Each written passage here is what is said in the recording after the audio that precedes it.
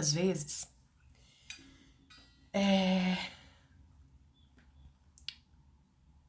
quando o relacionamento vai bem, se a pessoa não tem permissão para ter um bom relacionamento, ou se é uma pessoa que sempre teve um relacionamento onde tinha conflito, de repente se ela vive um relacionamento que não tem conflito, é como se ficasse estranho e ela tivesse que buscar o conflito. Então, se você sempre teve com o seu marido ou em outros relacionamentos seus, ou até mesmo vivenciando, ter sido criada em ambientes onde a maioria daqueles relacionamentos eram conflituosos, agora se você tem um relacionamento pacífico, existe uma grande tendência de você boicotar esse relacionamento. E boicotar desde colocar ele em risco para que ele acabe mesmo, até tirar a paz dele, sabe assim? Então vai desde pequenos movimentos, como ficar provocando para que aconteça uma briga, para que aconteça uma discussão, até um boicote, como por exemplo, se envolver com um homem e deixar seu marido descobrir para que ele queira o fim do casamento, sabe? Boicote, gente, eles podem ser muito sutis, eles podem ser medianos e eles podem ser muito graves, tá? Boicote não é só coisinhas simples e nem só coisas muito graves. Pode ser, tem vários estilos de boicote, né? Então eu fico pensando, uma mulher que hoje tem um relacionamento saudável, quando ela simplesmente abre a boca e pergunta para o marido, sem avaliar, porque vamos supor que ela não está assistindo essa aula agora, então ela não tem esse conhecimento. Então ela, no mínimo, ela tem que parar, avaliar, pensar, tentar levantar boas hipóteses sobre no que vai dar essa conversa minha com meu marido, perguntando para ele sobre a primeira vez dele. Bom, primeira hipótese, pode ser que ele não pergunte. Pode ser que ele não pergunte. Pode ser que ele não responda. Então não vai dar em nada. E aí, se ele não responde, tô aqui pensando, né? Na cabeça de mulher não é que não vai dar em nada. Se não responde, a mulher já cria caraminhola. O que será que aconteceu que ele não quis me contar? O que será que aconteceu? Tem cachorro nesse mato, porque se não quer me contar, alguma coisa tem aí. Com quem será que foi? Ai, meu Deus, não sei o que. E começa, né? Isso porque o marido não respondeu a bendita da pergunta. Se ele responde basicamente, ela não fica satisfeita, porque se ela perguntou um negócio desse, ela quer detalhe, né? Porque quem não quer detalhe não pergunta uma coisa dessa. Aí ela vai ficar ali instigando. Até se ele cair na bobagem de contar, acabou pra essa mulher, né? Ela vai se comparar, ela vai começar. Se tiver sido algo que ela considera muito, né, nada a ver, ela pode criticá-lo. E o pior, o homem curioso pode cair na bobagem de perguntar para a mulher como foi a primeira vez dela. E aí ela vai responder. E aí esse homem vai ficar putaço. Nem que seja só lá no coração dele, mas não vai dar bom. Não vai dar bom.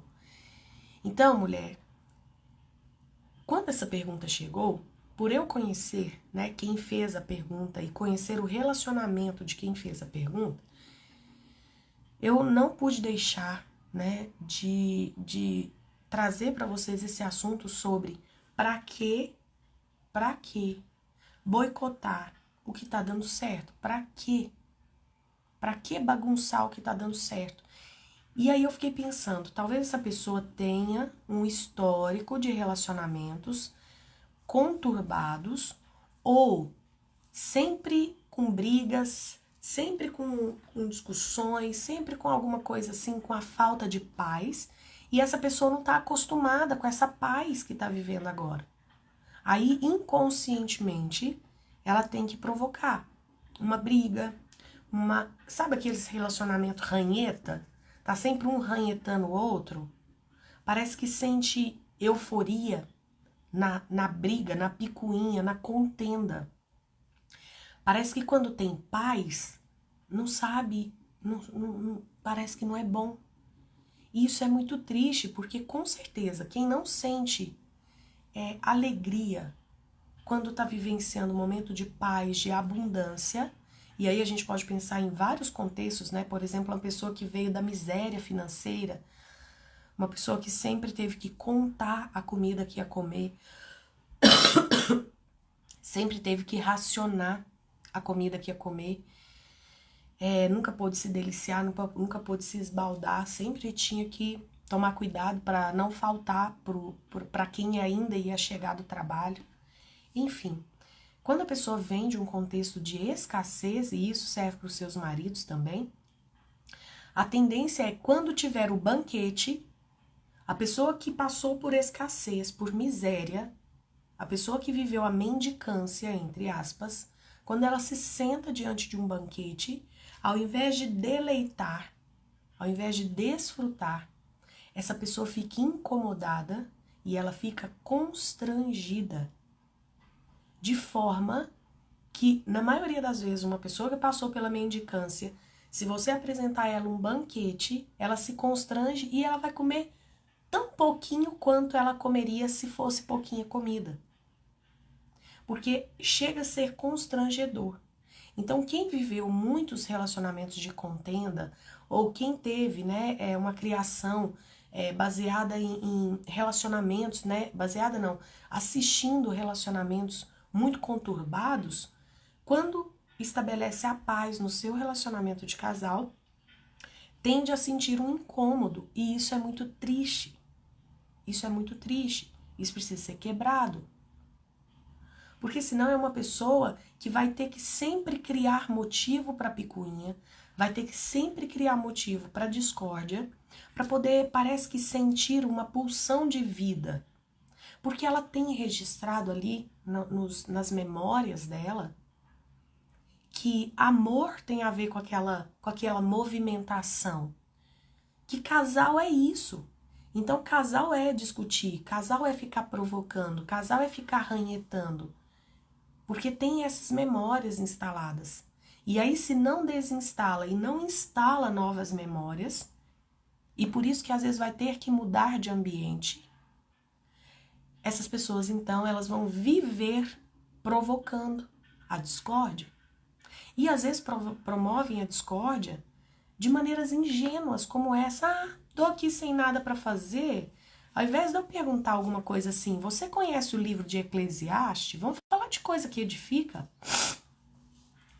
Eclesiastes significa sabedoria. Você lendo o livro de Eclesiastes, quase que você não precisa ler mais nada.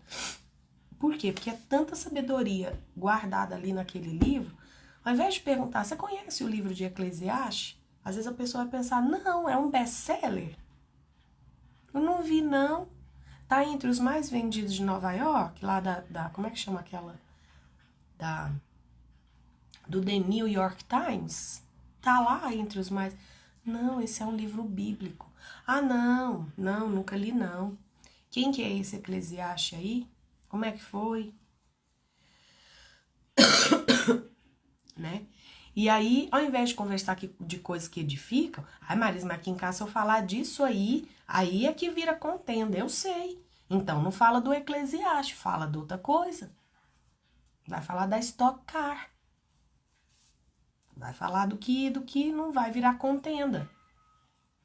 Se falar de Bíblia na sua casa vira contenda, não fala de Bíblia, seja a Bíblia. Tem mulher que gosta de provocar. Quando o marido vai chegar, ela aumenta um pouquinho o louvor dela só para provocar.